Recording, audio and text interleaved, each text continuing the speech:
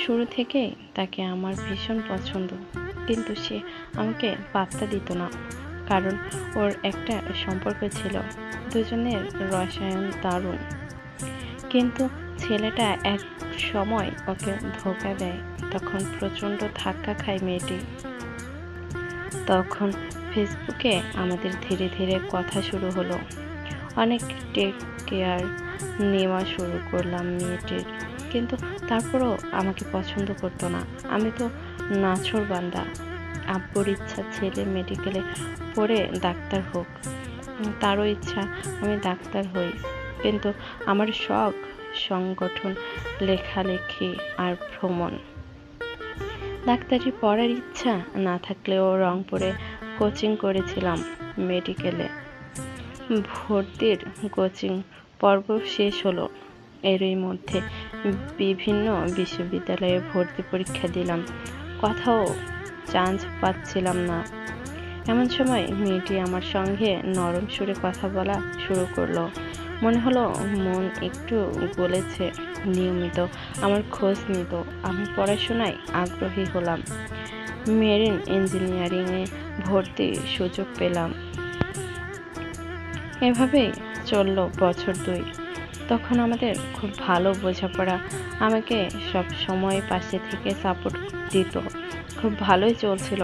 হঠাৎ দমকা হাওয়ায় সব কিছু যেন ওলট পালট হয়ে গেল। তখন সে ভর্তি হয়েছে রুয়েটে। আমাদের সম্পর্কের ব্যাপারটা আমাদের বাবারা ছাড়া সবাই জানতো। ওর মা বাবাকে সহ্য করতে পারতো না, কারণ একটাই, ওরা উচ্চবংশীয় সম্পর্কে টানাপোড়েন শুরু হলো।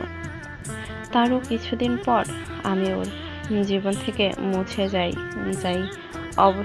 অবস্থা তখনই একটা বুদ্ধি আটলাম। ওর পছন্দ ডাক্তার, তাই ফেসবুকে ডাক্তার হিসেবে একটা ফেক আইডি খুললাম, কয়েকজন বন্ধু বানালাম, তারপর ওকে ফ্রেন্ড রিকোয়েস্ট পাঠালাম, অ্যাকসেপ্ট করলো। কথা শুরু হলো ডাক্তার হিসেবে।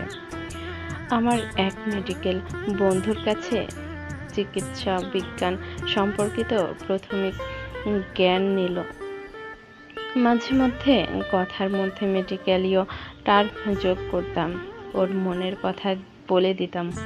ও অবাক হয়ে বলল, কিভাবে ওকে এত জলদি বুঝতে পারি। ও আমাকে সন্দেহ করত। সন্দেহ দূর করার জন্য কয়েকটা ছবি পাঠালাম। আরেকজনের সন্দেহ দূর হলো না, ফোন নম্বর নিল।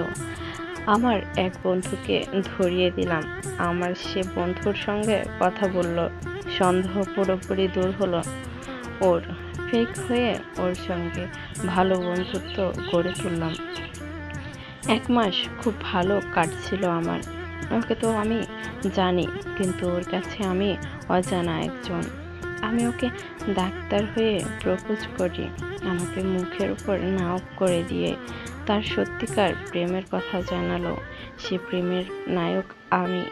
এখন আমরা একসঙ্গে পথ চলছি। রোজ আমায় অনেক ভালোবাসে।